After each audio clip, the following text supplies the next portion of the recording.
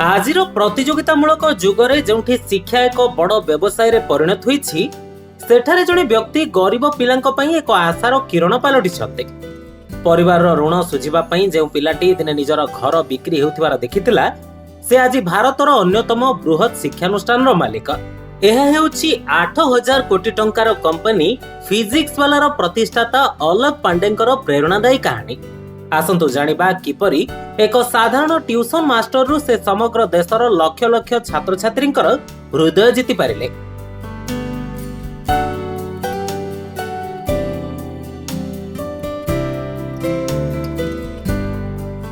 प्रयागराज एक साधारण गली आरंभ होइतिबा एई यात्रा आज देशर कोण अनुकोण रे पहुंची पारिछे। अलक पांडे केवल जणे शिक्षक नहंते, से एक भावावेगर नाम। तांको क्लासरूम रे केवल पाठ पढ़ा जाएनी, बरं जीवन जीवार कला शिक्षा दिया जाए। तांको पाठ पढ़ाइबा शैली एते नियारा जे कठिनरु कठिन विज्ञान सूत्र मध्य पिलांको पई खेल सदृश मने हुए।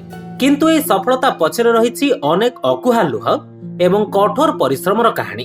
अलखंको बाल्यकाल अत्यंत संघर्षपूर्ण थिला। तांको पिता जणे ठिकादार थिले, किंतु आर्थिक स्थिति एते खराब होइतला जे परिवार गुजराण मेंटेबा पई तांकु निजर बासगृह बिक्री करबाकू पड़िथिला। परिस्थिति एपरि थिला जे अलखंकु अष्टम श्रेणी रे पढुथिबा बेले ही अन्य पिलामानंकु ट्यूशन करबाकू पड़िथिला। सेई छोट बयसरु ही शिक्षादान तांको जीवनर एक अविच्छेद्य अंग पालटि जाइथिला। दारिद्र्य तांकु भांगिबा परिवर्ते अधिक शक्तिशाली करिथिला।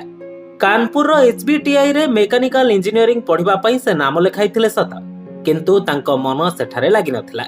तांको भितरे थिबा शिक्षक आउ अभिनेता जनक भिन्न भिन्न किछि करिबा पई चाहुथिला। शेषरे तृतीय वर्ष रे ही इंजीनियरिंग पाठ अधारु छाड़ी प्रयागराज फेरी आसिले एवं एक कोचिंग सेंटर रे मासिक मात्र 5000 टंका दरमा रे पाठ पढ़िबा आरंभ कले।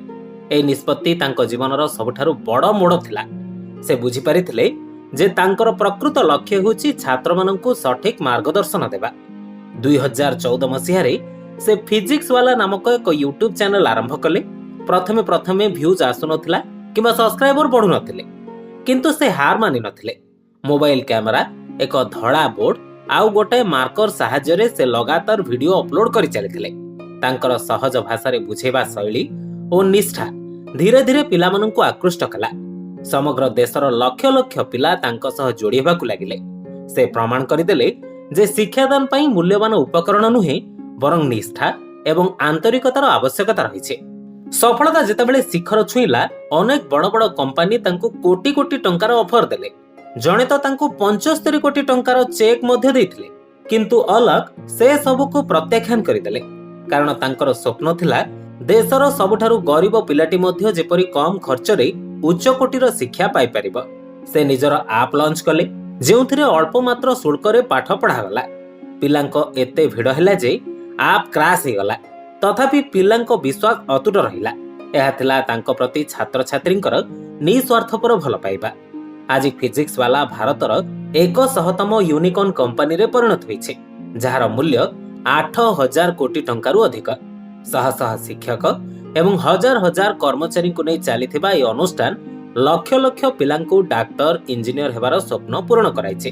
किंतु एते बड़ साम्राज्य छिड़ा करिबा परे मध्य अलक पांडेंको स्वभाव रे कोनोसी परिवर्तन आसे नाही।